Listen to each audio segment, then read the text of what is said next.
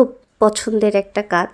মানে এই কেকটা করার পর আমি নিজেই খুব মুগ্ধ হয়ে যাচ্ছিলাম কেকটার দিকে তাকায়। তো আমি সেটারই ভিডিও শেয়ার করতে আসলাম আপনাদের সাথে। আর আমাকে অনেকেই জিজ্ঞাসা করেছেন যে এই পানির যে ইফেক্টটা সেটা আমি কিভাবে করেছি। এইটাই আমি ভিডিওতে বলবো ডিটেলসে। আসলে এটা তেমন কিছুই করতে হয়নি, জাস্ট আমি ক্লিয়ার পাইপিং জেল নিয়েছি, তাতে একটু কর্ন সিরাপ দিয়েছিলাম এবং একটু গরম পানি দিয়ে খুব সুন্দরভাবে এটা মেল্ট করে নিয়েছি। দেন আমি ঠান্ডা করে তারপরে কেকের উপরে ভাবে সেট করে দিয়েছি। আমার এখানে একটু কম হয়ে গেছিল, আর একটু বেশি করে দিলে দেখতে আরো বেশি সুন্দর লাগতো, আরো একটু পানি পানি লাগতো ইফেক্টটা। তো যখন আপনারা করবেন তখন অবশ্যই একটু বেশি করেই করবেন, মানে এত কিপটামি করবেন না আমার মতো। আমি এখানে 1 চামচ, যে চামচটা দিয়ে আমি কাজটা করতেছি সেই চামচ দিয়ে 1 চামচ পাইপিং জেল নিয়েছিলাম, আর অল্প একটু কর্ন সিরাপ দিয়েছিলাম, আর পানি মেবি দিয়েছিলাম 1/2 চামচের মতো। একটু গরম করে দিয়েছিলাম পানিটা। একটু গরম বলতে আবার একদম ফুটন্ত গরম দিয়েন না, তখন আবার অন্যরকম হয়ে যেতে পারে। তো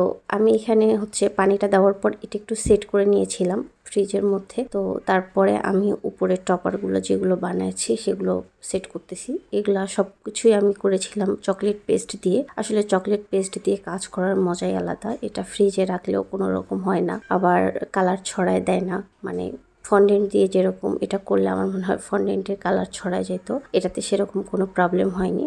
আর সবচেয়ে বড় ব্যাপার হচ্ছে ফন্ডেন্ট যে কেকে সেট করার পর এটা মেল্ট হয়ে যায় ফ্রিজে রাখলে।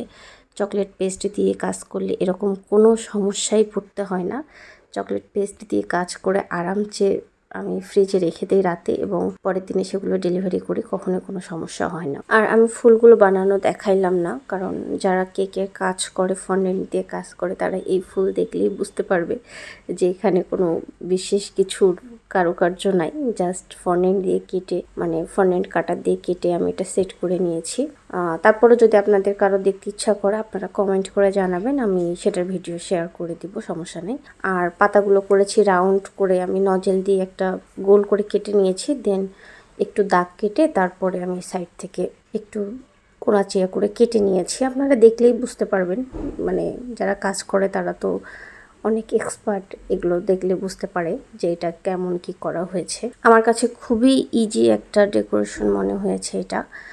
দেখতে মনে হচ্ছে যে অনেক কারুকার্য আছে, পানির কিভাবে ইফেক্ট দিলাম বা এতগুলো ফুল বানানো, কিন্তু বিশ্বাস করেন এটা কাজ করতে অনেক কম সময় লেগেছে এবং অনেক সুন্দরভাবে করা গিয়েছে। মানে চকলেট পেস্ট দিয়ে খুব তাড়াতাড়ি হয়ে গেছে, খুবই ইজিভাবে করে ফেলছিলাম। আসলে আমি সুন্দর করে 2টা কলি উপরে বসাই দিলাম এবং নিচেও একটু আমি দিয়েছি।